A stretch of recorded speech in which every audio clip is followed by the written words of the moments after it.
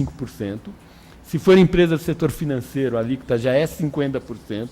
Então, o lucro real tem uma tributação alta no Brasil, mas o que tem tributação baixa no Brasil são os regimes especiais. Então, uma coisa que nós poderíamos fazer era reduzir pesadamente o imposto de renda pessoa jurídica e contribuição social sobre o lucro líquido na empresa do lucro real, até para estimular a acumulação de poupança, e tributar o lucro real na pessoa física, eliminar os regimes especiais, simples e lucro presumido, eliminar esses dois regimes. Por que eles têm que ser eliminados, gente? Porque se eu aumentar a alíquota de imposto de renda da pessoa física, eu não vou pegar as altas rendas, porque as altas rendas estão no lucro presumido. Eu estou no lucro presumido, o William Bonner está no lucro presumido, os artistas da Globo estão no lucro presumido. Né? Os profissionais todos muito remunerados estão no lucro presumido. Tem pejotização. Então tem que mudar tudo. E, por outro lado, as empresas que estão no lucro real já pagam alíquotas muito altas. Então, se aumentar, sem consertar o resto, vai gerar mais problema ainda. Então, acho... A isenção sobre lucros e dividendos, por exemplo, ela foge dessa questão. Não, mas isso quando eu falo simples e lucro presumido, é isenção sobre lucro e dividendos. Mas aí... Não, mas a do lucro real não, porque você pagou na jurídica 35%, se for empresa do setor financeiro, 50%. Né? Então, a pessoa pagou, enquanto acionista da empresa, no lucro real. O que eu estou querendo dizer é que, para a gente eliminar essa isenção, a gente primeiro tem que reduzir o imposto na jurídica, na empresa que está no lucro real, eliminar a isenção. Aí, fazendo isso, reduzindo o imposto que está no lucro real, eu posso acabar com distribuição de dividendos pelo juros sobre capital próprio, e eu elimino os regimes especiais e simples. Tem que eliminar a pejotização. A gente... É outra discussão, mas não está ainda. Mas esse seria o debate. Este é o debate do aumento da progressividade da estrutura tributária brasileira. Esse é um debate real. Exatamente, esse é o problema. Mas a gente sabe que a reforma tributária tem dois elementos. ICMS, PIS, COFINS, que é reduzir o custo de observância, e lucro presumido, essas coisas todas, que é aumentar a progressividade. Mas eu acho que, se nós não fizermos tudo isso, simplesmente aumentar a alíquota do imposto de renda de 27% para 40%, para uma faixa superior, eu acho que é muito ruim, porque as altas rendas não estão no imposto de renda da pessoa física. Então... Obrigado, Samuel. João.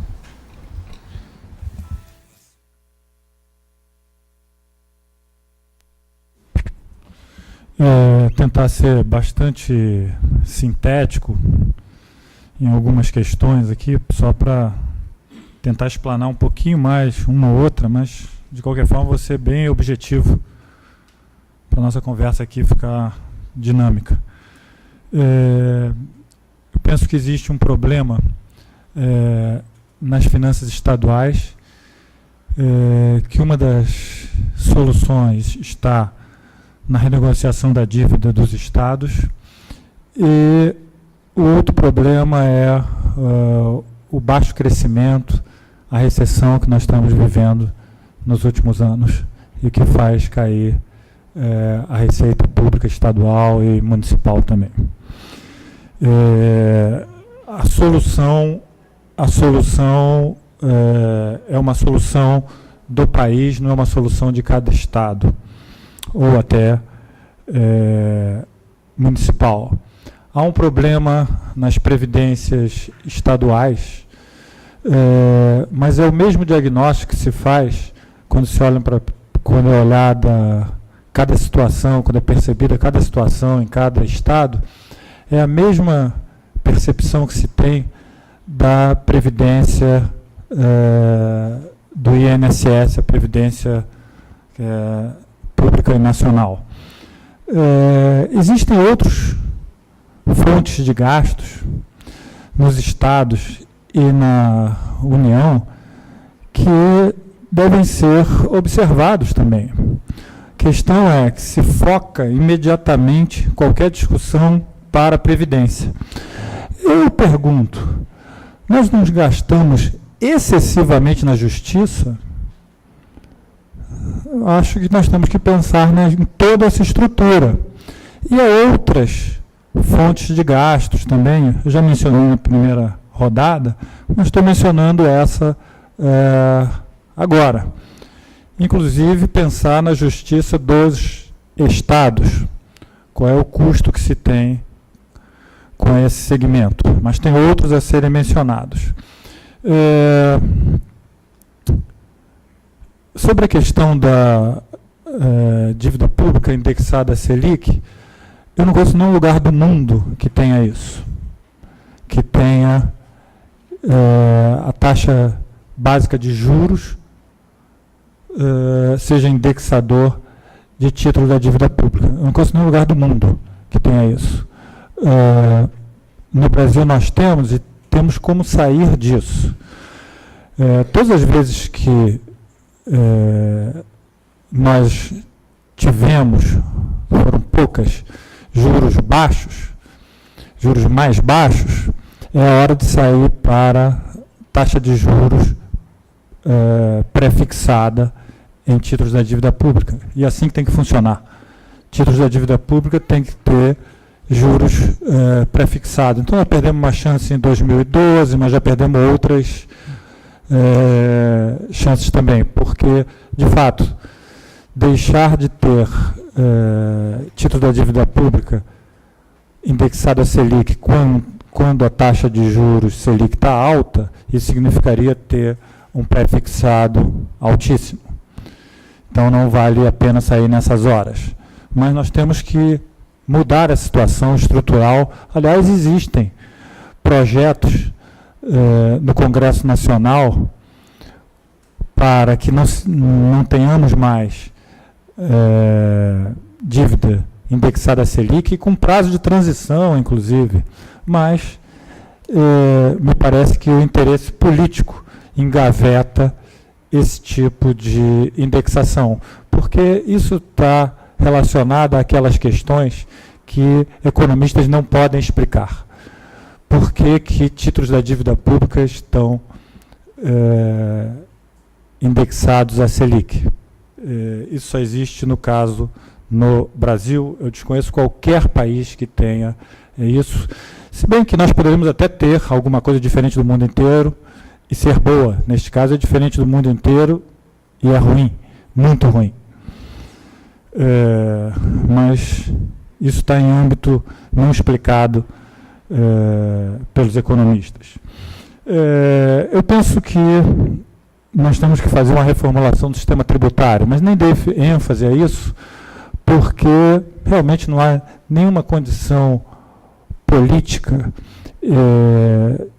de forças em disputa na sociedade para se fazer, porque a reforma do sistema tributário é uma decisão também que depende do que ocorre dentro da sociedade, dos embates, do conflito distributivo, dos interesses por fatias do orçamento, e nós não temos condição, nesse momento, de fazer uma reestruturação do sistema tributário. Para você ter uma ideia, eu li recentemente uma pesquisa dessas de opinião, desse instituto que faz pesquisa de opinião sobre sistema tributário, esqueci, são 4 letrinhas da sigla, e foi feita uma entrevista perguntando para as pessoas o seguinte: você paga imposto? 50% das pessoas disseram que não pagavam imposto. Então, isso mostra o desconhecimento da sociedade sobre o sistema tributário existente, portanto, sobre a possibilidade de se fazer uma reforma tributária para transformar o sistema brasileiro, que é profundamente regressivo, num sistema progressivo.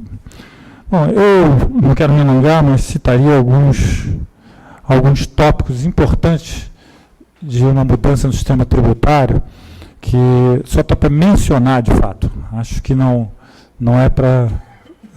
não tem nenhuma perspectiva de que isso mude em horizonte temporal viável.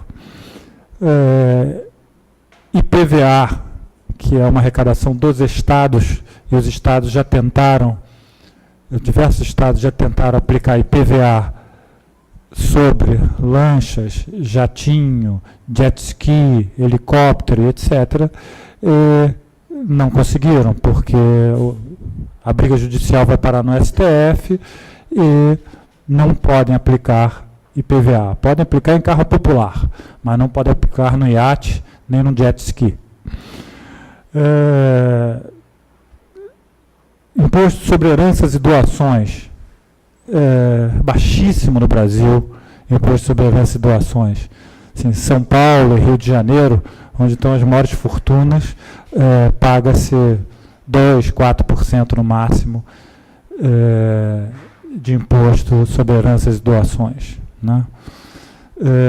Alguns estados já estão utilizando a alíquota máxima permitida pelo Senado, que é o Senado que estabelece a alíquota máxima, foi definida em 1992 de 8%, mas ainda 8%, já que gostamos tanto de olhar para o mundo e copiar coisas do mundo, essa alíquota está longe de países avançados, ou até de países como Chile, por exemplo, aqui do nosso lado. Imposto territorial rural trata-se de uma vergonha, basicamente é nulo o imposto territorial no Brasil. Existem imensos latifúndios, mas a arrecadação no imposto territorial rural é baixíssima. A gente pode até discutir alguns detalhes sobre isso, mas é irrisória a arrecadação. Juros sobre capital próprio, que existe no Brasil, também é uma invenção interessantíssima, que não vale a pena aqui discorrer, mas não tem o menor sentido existir juros sobre capital próprio. E lucros, distribuição de lucros e dividendos, a pessoa física recebe lucros e dividendos e é isento de pagar. Quem gosta de copiar o mundo também queria exemplos no mundo de países que isentam a distribuição de lucros sobre dividendos. Alguém pode citar a Estônia? Alguém citou aí, dos países que foram levantados aí por dois pesquisadores do IPE, acharam só a Estônia. Não se paga sobre lucros e dividendos. E aqui também pode fazer uma discussão sobre uma coisa que eu considero também que não é um argumento econômico, que é bitributação, já pagou, não pagou, mas eu não vou nem discutir isso aqui. Basta o argumento de que só existe no Brasil a isenção sobre lucros e dividendos. E eu ouvi recentemente a ideia de se aumentar a alíquota de imposto de renda, a última alíquota não ser mais 27,5%, ser 33%, etc. Isso vai acontecer o seguinte: quem vai pagar mais imposto será a classe média e os funcionários públicos. Os ricos e milionários e bilionários do Brasil continuarão na sua isenção. Então, essa é uma fonte de recursos extraordinária, porque tributaria quem tem condições de pagar imposto. E eu acho que mencionei assim, por alto, alguns pontos. Agora, eu afirmo, nenhum desses pontos aqui existe a perspectiva num prazo viável de ser transformado e, portanto, o sistema continuará regressivo e com o sistema de financiamento dessa natureza, qualquer possibilidade de rearranjo, eu não estou falando de ajuste fiscal, de austericídio, qualquer possibilidade de arranjo fiscal cai sempre sobre quem se beneficia de serviços e transferências estatais ou sobre aqueles que não podem pagar impostos e que pagam impostos elevadíssimos. Obrigado, João. Vamos passar mais uma rodada. Próximo inscrito é o conselheiro Gim.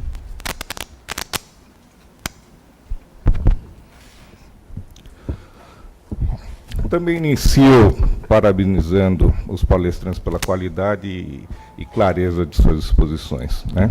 E como ficou claro aí, em duas narrativas de diagnóstico bastante antagônicas, o que é muito bom, ótimo para o estímulo do debate, né? Queria abordar só a questão da formulação da PEC nos seus 3 aspectos, no que dizem respeito, primeiro, ao ponto de partida, sobre o qual se estipulou a evolução, né? Nós tínhamos lá ainda no governo Dilma, em maio, uma estimativa de 96 bilhões, que já parecia altíssimo para o déficit primário que estava sendo proposto, né? E aí passamos para a interinidade, e aí, no processo de conciliação de interesses e tudo, o patamar foi estabelecido em 170,5 bilhões como ponto de partida do déficit, né, primário. O segundo, a questão do indexador, que foi abordada aqui, que foi criticada, como sendo o IPCA, que, obviamente, sendo o índice de preço ao consumidor, não guarda relação com a evolução do PIB, e sabemos que, historicamente, já foi abordado de certa forma, o deflator implícito do PIB é muito menor, né? Então, é maior. Então, de forma que existe uma folga já embutida no próprio indexador do IPCA, né, em que a gente sabe que existe um espaço aí de evolução, e como não há vinculação dos gastos na alocação entre os diversos segmentos, podem algumas despesas, seja educação, seja saúde ou qualquer outro segmento, eventualmente evoluir num patamar real superior, vamos dizer, ao histórico que se vinha, né? E terceira, a questão do prazo que foi estabelecido, na questão dos 20 anos, né? Então, como sabemos que o cumprimento efetivo da PEC depende de uma série de outras reformas estruturais que precisariam passar, né, ele é muito mais, do ponto de vista técnico, uma autorização para elevação do que propriamente um teto. Então, a partir desses 3 pontos, a pergunta que eu coloco aos palestrantes é que se não devemos concluir que muito mais do que alguma formulação que enseje efeitos práticos per se, ele no fundo, puramente uma sinalização clara voltada para a recuperação da confiança dos agentes econômicos, para que voltem a investir e a gente volte à causalidade do investimento, provocando crescimento, e aí, efetivamente, consigamos reequilibrar, alcançar o equilíbrio fiscal. Inclusive dos juros, na medida em que afetará, vamos dizer assim, a base, vamos dizer, do endividamento, se a gente evoluir nesse quesito, né? Então, basicamente, essa colocação. Muito obrigado. Obrigado, Jim. Eu também estou inscrito, eu queria fazer uma consideração e um questionamento aos debatedores. Sobre a questão especificamente da PEC. 2 aspectos que eu queria ver a opinião de vocês. Primeiro, se não há um risco, o Henrique Marinho até tocou nessa questão também. Ao vincular o crescimento das despesas à inflação, da gente ter o que eu chamo de uma nominalização do orçamento, ou seja, a gente sabe o conflito distributivo pelo orçamento público e o interesse, em alguns casos subjetivo, mas em outros até objetivo, de que uma inflação maior seria boa para esses grupos, na medida que poderiam ter um acesso maior ao orçamento, ao crescimento da despesa a qual eles têm acesso ao orçamento. Quer dizer, isso aí, então, retroalimentar a própria inflação, né? Os grupos de disputa por essas fatias do orçamento teriam acesso a parcelas maiores, na medida que esse orçamento e essa despesa poderia crescer mais com uma inflação mais alta. Isso aí eu acho que pode acontecer à medida que, ano a ano, né? Por exemplo, ano passado, minha parcela na despesa pública cresceu apenas 4%, porque, infelizmente, a meta de inflação foi alcançada. Se ela fosse 7%, eu poderia... Claro que isso tem um efeito subjetivo e eu acho que pode ter uma retroalimentação e dificultar o alcance de meta inflacionária. E o segundo, que tem a ver também com essa primeira questão, em julho, no começo de julho, no dia 2 de julho, a gente, no Conselho Federal, fizemos uma primeira discussão, ainda era uma proposta inicial a questão da PEC, não estava ainda na ordem do dia, mas nós nos posicionamos na nota que o COFECON tirou naquele momento. Eu queria ouvir a opinião de vocês com relação ao indexador alternativo para as despesas, quando a gente colocou o seguinte, na nota: o mais adequado seria ancorar o crescimento da despesa à variação do PIB nominal. Igualmente, dever-se-ia manter fora desse limite as despesas de capital, de modo a viabilizar um patamar de investimento público adequado ao país. Então, é isso que eu queria também que vocês pontuassem essas considerações. Mais algum conselheiro para essa primeira rodada? Fernando, por favor. Fernando Aquino. Bem, eu queria comparar a reação dos dois palestrantes à medida em si, né? Assim, o professor João Sixu, ele parece que rejeita de uma forma definitiva a medida, a ideia, né? O professor Samuel, ele acha que é necessária para tentar compatibilizar uma necessidade de financiamento do aumento do gasto. Quer dizer, o gasto público ele subiu o dobro do PIB, enquanto que a receita subiu também, mas não de uma forma estrutural. Ela esgotou isso aí, né?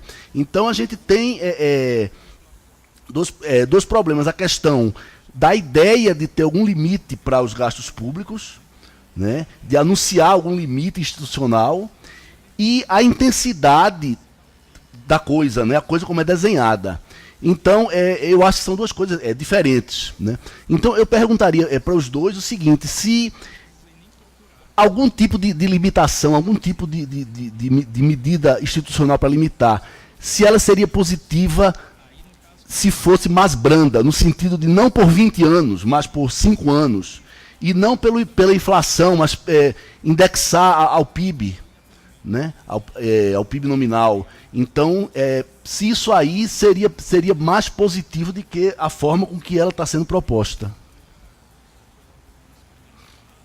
Voltar, então, começar agora pelo João, por favor.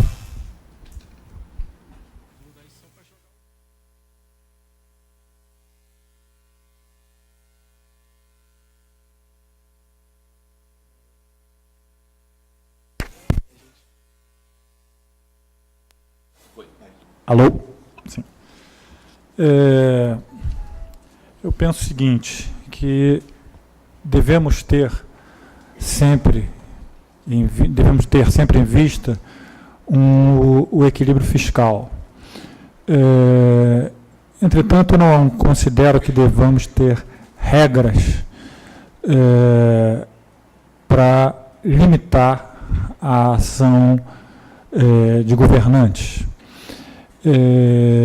A democracia que nós vivemos e tanto valorizamos é para isso. É para governantes terem liberdade para governar, para apresentar programa e para serem retirados pelo voto, caso a sociedade esteja descontente com a condução, seja da política fiscal, seja da previdência social, seja da infraestrutura do país. Então é assim que funciona a democracia. Agora, nós vivemos com menos democracia quando estabelecemos mais regras para se fazer a governança. Isso não se chama responsabilidade, se chama menos democracia. E essa ideia de se governar menos com homens e mais com regras, ela não é nova na história econômica. Tem até um caso que é bem curioso, exemplar, que de vez em quando eu cito, que o Milton Friedman, muito conhecido nosso, Ele, por exemplo, não considerava que o Banco Central devia ter diretoria ou presidência, porque bastava um computador para realizar a regra de expansão monetária anual, de acordo com a variação do PIB. E ele dizia claramente: queremos menos atos discricionários, menos decisões de governantes e mais regras. Eu confio na democracia e considero que nós devemos pensar em responsabilidade com o orçamento, responsabilidade social dada pela sociedade a governantes.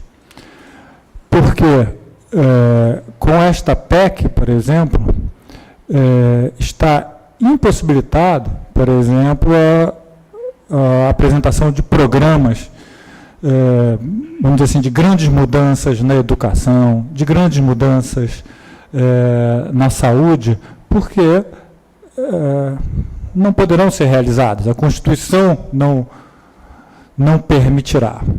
E a questão é, nós podemos aumentar, por exemplo, vou falar aqui, nós podemos aumentar o gasto de saúde, da educação, diminuindo em outras áreas? Podemos, mas significa que nós vamos diminuir em outras áreas. E me diga o seguinte: diminuirá no judiciário, diminuirá na defesa, diminuirá aonde se tem força para segurar o orçamento? Não. Não. Ou seja, sempre, se alguém vai perder, é porque é o que mais necessita e é fraco. Alguém vai perder nesse jogo que ele está com a quantidade estabelecida.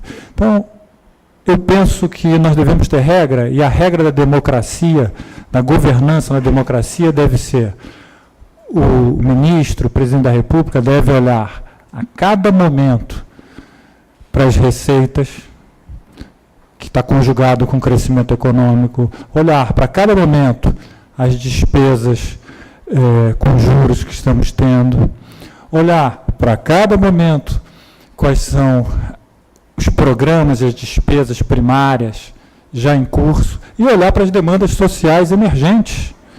Imagina, temos uma grande catástrofe em algum estado do Brasil. Nós precisamos aumentar o gasto público. Então, tem esse elemento também. Então, um governante tem que olhar para 4 fatores para governar com responsabilidade fiscal: receitas, despesas primárias, despesas com juros e demandas sociais. É assim que se deve governar. Agora, não se deve pensar que governantes são de antemão irresponsáveis e que serão, apelidá-los de inflacionistas. Aliás, a resposta que eu daria, não, mas certamente o Samuel dará a você, que não adianta brigar no governo por mais inflação, que teremos um guardião, que é o Banco Central, para impedir essa campanha pró-inflação de governantes, porque o Banco Central cuida disso. Aliás, não precisa da PEC.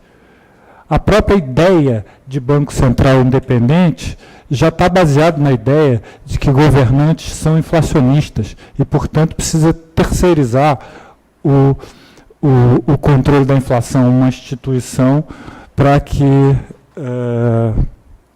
haja estabilidade monetária.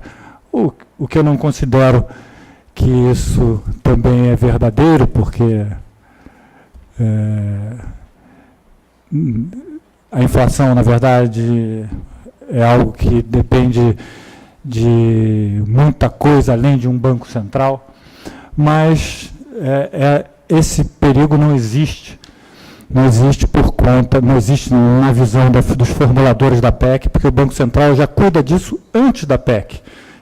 Já considera todos os governantes como agentes inflacionistas. E é por isso que o Banco Central tem que viver à parte do Estado.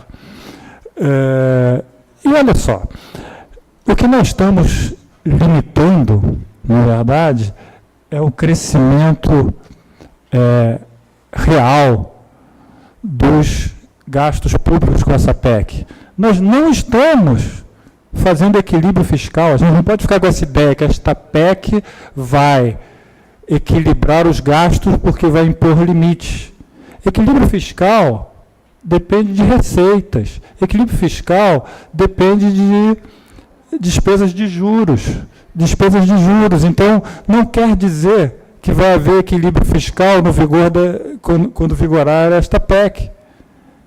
Mas podemos dizer que ela não vai crescer de acordo com aquela trajetória anterior, mas mencionada pelo Samuel. Agora, aquela trajetória anterior era ruim? Por que aquela trajetória descrita é ruim? Ela estava crescendo, mas ela poderia parar em algum momento. E qual é o limite desse crescimento? Eu não sei qual é o limite, qual é o teto. O que eu quero é que tenhamos resultados fiscais e sociais equilibrados. E penso que nós estamos seguindo esse caminho. O que fez mudar nossa trajetória fiscal, assim, para não me alongar aqui, que por mais rodadas, o que fez mudar nossa trajetória fiscal foi, na verdade, a mudança de modelo econômico de 2010 para 2011. E eu estou falando da administração macroeconômica. A economia brasileira já vem tropeçando desde 2011. Não, apesar das taxas de desemprego estarem caindo, taxa de desemprego não é um bom sinalizador de vigor econômico. O melhor sinalizador para vigor econômico é geração de empregos formais. E o emprego formal já vinha caindo. Porque taxa de desemprego ela depende de oferta e demanda de trabalho, não só de demanda por trabalho feita pelo lado da iniciativa privada ou do setor público. Então, a taxa de desemprego caía por um problema de etário e uma questão de problema etário, que eu digo é um item da evolução da faixa etária brasileira e devido a alguns programas sociais que colocavam jovens em alguma forma de ocupação não remunerada. Então é por isso que a taxa de desemprego caía, mas a economia brasileira já vem se enfraquecendo desde 2011. Só para dar um número, a economia brasileira cresceu em 2010 mais que 7%, cresceu a metade disso em 2011. E não foi a mudança no marco regulatório da área de energia elétrica, não foi a mudança interna da Petrobras, etc., que causou isso. Foi basicamente o seguinte: aumentamos o superávit primário em 2011, elevamos a taxa de juros, deixamos o câmbio valorizar e depois passamos a fazer políticas não mais pelo lado da demanda, mas políticas pelo lado da oferta. Isso significa dizer que começamos a fazer desonerações, programas especiais no BNDES, esperando que empresários investissem numa economia que estava desaquecendo cada vez mais. E aí as receitas começaram a cair. Nós não mantivemos o modelo de 2007 a 2010. Não houve uma mudança de modelo, mas houve mudança de modelo da política macroeconômica, que deixou de estimular a demanda para oferecer redução de custos pelo lado da oferta. Redução de custo pelo lado da oferta é muito bom. Deve ser feito. Agora deve ser feito com a economia em crescimento, porque aí a política pelo lado da oferta se transforma em investimento. Quando você faz política pelo lado da oferta com uma economia desacelerando, com uma economia se estagnando ou entrando em recessão, isso se transforma em transferência de renda. Então esse que foi o erro a partir de final de 2010 para o início de 2011, o que mudou completamente o cenário fiscal brasileiro. Eu queria antes fazer uma rápida observação ainda naquele ponto do deflator implícito. De fato, acho que eu concordo com você, quer dizer, tem que ser ponderação, né, do índice. De fato, parece que tem alguns índices, alguns elementos, tipo aluguel imputado, bebidas, que a participação é muito diferente, IPCA e deflator, né? Então, provavelmente está aí, nessa composição.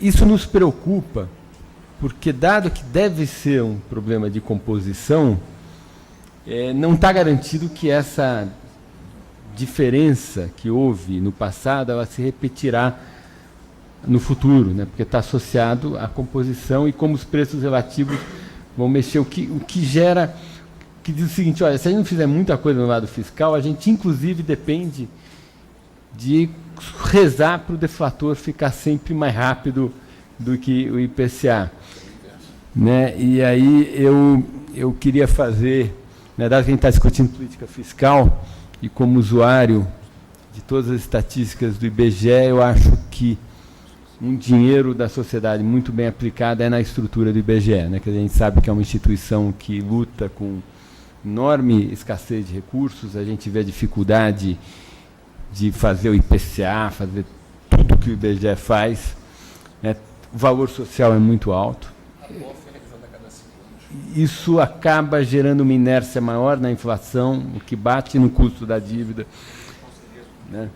Quer dizer, eu acho que a comunidade tem que fazer uma política, propaganda, esforço, para que nós cada vez mais reforcemos a estrutura do IBGE, que é de uma das instituições do Estado brasileiro, talvez das mais importantes, se for a mais importante, para nós somos consumidores de todas as estatísticas, e quando a gente conhece bem os dados, isso facilita a conversa, facilita entender as divergências, formulação de política pública, facilita o Banco Central no seu trabalho. Então, eu acho que a gente tem que dar todo o apoio a essa instituição, que é das mais importantes do nosso Estado, né? O Jim perguntou do ponto de partida, né? É um ponto de partida com déficit gigante, né? Assim, de fato, acho que a diferença de visão básica que tem entre mim e João é da causalidade, do que gera crescimento, né? Eu tenho uma visão mais clássica nessa dimensão. Eu vejo o crescimento como resultado de boas instituições, políticas pelo lado da oferta. Eu sou muito cético quanto à capacidade de políticas de demanda gerar crescimento. Nesse aspecto, sou muito pouco keynesiano, né? A experiência brasileira dos anos 80 e 90 é muito marcante na minha cabeça, na minha visão de mundo. Eu odeio inflação, acho que o risco inflacionário para os mais pobres é sempre o pior. Acho que a experiência que a gente tem do plano Collor mostra isso, do período Collor mostra isso. A gente tem que lembrar que entre a promulgação da Constituição em 88 e o início da melhora social no país, nós tivemos aí a nossa hiperinflação, e nesse interim, na nossa hiperinflação, todos os indicadores sociais pioraram muito. Foi um período dramático para a sociedade, principalmente para os mais pobres. Então, é nesse sentido que eu apoio a PEC. Eu acho que IPCA me parece um indexador para essa primeira rodada, um indexador que faz sentido, né? Indexa a qualidade de vida das pessoas, uma boa parcela do gasto público é indexada no IPCA. Pelo que eu entendi, o João acharia que teria que ter pelo menos IPCA mais crescimento da população, para a gente garantir um gasto per capita constante, né? Quer dizer, talvez o João não pense isso, mas o João está muito preocupado, eu entendo a preocupação dele com a redução do gasto per capita com saúde e educação. Isso sim, né? Por que eu não estou tão preocupado assim, gente? Porque eu acho que a regra tem que ser uma regra rígida. A gente está numa situação fiscal que eu acho que é dramática. E como o próprio João mostrou, a gente teve nos últimos 10 anos um enorme aumento per capita no gasto, tanto em saúde como em educação, muito grande. E a gente sabe que esse aumento não foi de forma ótima, ou seja, tem muito ganho de eficiência para a gente coletar daqui para frente, mantendo esse gasto que aumentou, sei lá, 100% em educação, vai cair para um aumento de 98% ou 98%, 4% até 2010, se for o caso, a educação vai se sentir muito pouco, que quase toda a educação está meio fora da PEC. Mas a minha visão, quer dizer, o otimismo que eu tenho na PEC é que eu acho que, e aí novamente discordando do João, eu acho que é o contrário. Eu acho que a PEC vai fazer pela primeira vez que o orçamento seja uma coisa importante. Porque até hoje, como que estava a conversa orçamentária no Brasil? Até hoje a conversa orçamentária, cada grupo colocando o seu gasto, ninguém se preocupava com o agregado era um resultado disfuncional e estava nos colocando na trajetória inflacionária. Agora que tem o teto, a comissão de orçamento vai ser realmente importante. E a sociedade vai começar a olhar o orçamento com outros olhos. Eu acho que esses 10 anos em que a gente tem esse teto duro, que é IPCA, vai fazer com que melhore muito a qualidade de todo o processo orçamentário brasileiro e o controle social sobre ele. Exatamente porque a gente, com a PEC, explicita para a sociedade a restrição orçamentária. Então, nesse aspecto, eu sou muito otimista. Quer dizer, o meu pessimismo vem porque a gente começou a resolver os problemas e atacar os problemas muito tarde. São 170 bilhões que você mencionou. O ponto de partida é muito ruim porque a gente demorou muito para enfrentar os problemas. Eu não tiraria o gasto de capital da PEC porque eu acho que é um gasto muito importante e faz parte da lógica da PEC que ele esteja lá e que a sociedade vá discutir. A gente tem que passar a fazer uma discussão de trade-offs e não jogar o tempo todo a conta para o contribuinte, para a dívida e depois para a inflação. Então, eu acho importante que esteja tudo lá, inclusive essa rubrica, que é uma rubrica importante do gasto e que tem muito a ver com o nosso futuro.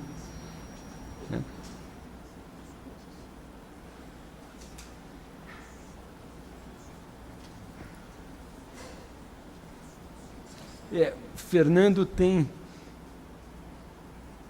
Cadê Fernando? Então, acho que eu já expliquei, acho que elaborei um pouquinho as visões de mundo distintas que há entre mim e João. Eu acho que, para uma primeira rodada, ou seja, os 10 primeiros anos, me parece que PCA, dado tudo que cresceu, tudo que o gasto público cresceu no passado, além do PIB, e dado que o PIB caiu 9, tá, vai cair 9, então a gente parte de um PIB muito menor. Vai levar muitos anos para que o PIB per capita ultrapasse o valor de 2013. O PIB per capita brasileiro começou a cair em 2014. Caiu em 14, caiu em 15, vai cair em 16 e eu acho, lamentavelmente, que vai continuar caindo em 17.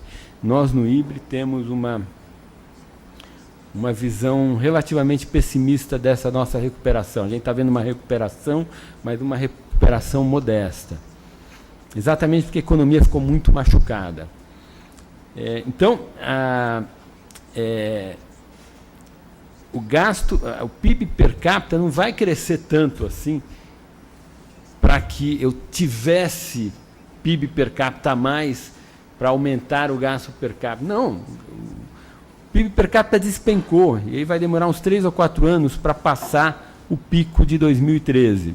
Então, me parece que IPCA por 10 anos é o mínimo necessário para a gente tentar escapar do inferno inflacionário. Daqui a 10 anos, tivermos passado bem a tempestade, tivermos com superávit primário de 3, a dívida estabilizada e caindo levemente, acho que a gente pode, por meio de lei complementar, mudar o indexador tranquilamente. Todo o meu apoio à PEC também vem por um sentido de urgência que eu sinto.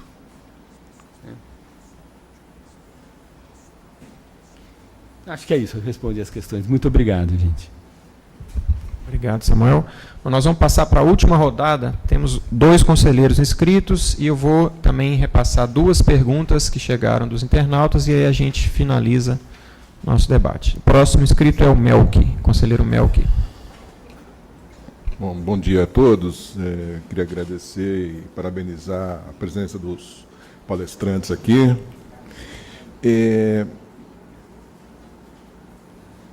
Eu acho que, antes de tudo isso, a questão da PEC envolve, na verdade, uma escolha política.